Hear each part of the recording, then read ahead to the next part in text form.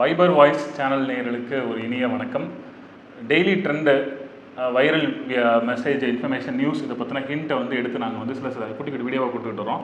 So அதன்படி பார்க்க போகிறோம்னா இன்றைக்கி எங்களோட கவிஞரும் நானும், கவிஞர் அண்ணன் ராசதமிழன் அவர்களும் நானும் சேர்ந்து அந்த அந்த நிகழ்ச்சியை தொகுத்து வழங்கிக்கிட்டு வரோம். ஸோ அதன்படி இன்று சில விஷயங்கள் ட்ரெண்டாக வந்திருக்கு நம்ம தமிழ்நாட்டில். ஸோ அதை பற்றி தான் பார்க்குறோம்.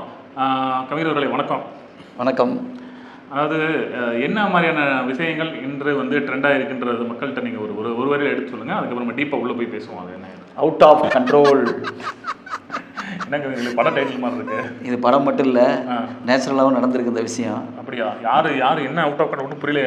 எதுவும் ஜேம்ஸ் பாண்ட் படமா இல்லை விஜயகாந்த் சார்? இல்லை ஓகே, என்ன படம் அது?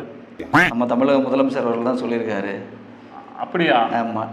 சரி. ஓ ஓகே. ஆமாம் தலைவர், ஆமாம் கவிஞர்களே, ஏதோ அவுட் ஆஃப் கண்ட்ரோல்னு போட்டு அதை வந்து பிஜேபிக்காரங்க இதர கட்சிகள் வந்து அதை வந்து ட்ரோல் பண்ணி விஷயங்கள் நியூஸில் பேசிக்கிட்டு இருந்தாங்க. அதை பற்றி தான் பேசணுமா? ஆமாம்மா, கண்டிப்பாக.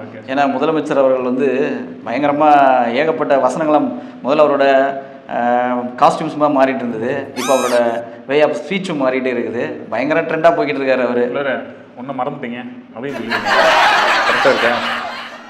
அது சூப்பர், மாற்றிருக்காங்கல்ல புதுசாக. அதையும் சொல்லியிருக்கேன். கிட்டத்தட்ட அவருக்கு வந்து 72 வயசு ஆகுது கவிஞர்களே. ஆனால் இளமையாக தெரியாது சமீப காலமாக. அதோட என்ன ஒரு ரகசியம்ன்றதை சொல்லுங்கள். பேச்சுலையும் சரி, நடையிலையும் சரி, செயலில் அப்படி இருக்கான்னு தெரியல. டைரக்ஷன் பண்ணுறவங்க அப்படி இருக்கிறாங்க. ஆமாம், பயங்கர டைரக்ஷனில் போயிட்டு இருக்காரு. பார்த்தீங்கன்னா நம்ம உச்சபட்ச நடிகர் அவரை மாதிரியே அவர் ஒரு படம் நடிச்சிருப்பாரு, ஜெயிலர்னு ஒரு படம் நடிச்சிருப்பாரு. அதில் உள்ள பேண்ட்டு, அதில் உள்ள ஷர்ட்டு, அதில் உள்ள கண்ணாடி ஃப்ரேமு, இதெல்லாம் பயங்கரமாக மாற்றி முதலமைச்சர் பெரிய ட்ரெண்டில் போய்கிட்டு இருக்காரு. கண்டிப்பாக. அதாவது கவிஞர் அவர்கள் சொல்கிறத பார்த்தோம் அப்படின்னா, 2 தினங்களுக்கு முன்னாடி கூட நம்ம முதல்வர் அவர்கள் வந்து எந்த ஷாவானாலும் தமிழ்நாட்டில் நுழைய முடியாதுன்ற மாதிரி ஒரு ஒரு டயலாக், கிட்டத்தட்ட பட டயலாக் தான். ஆமாம், அவர் சைனீஸ் பேசுறதுலையும் பெரிய வல்லவர்.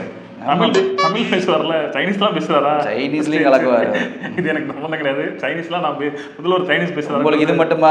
அவர் ஒரு வந்து நவீன வகை ராமானுஜர் வேற. ஓகே.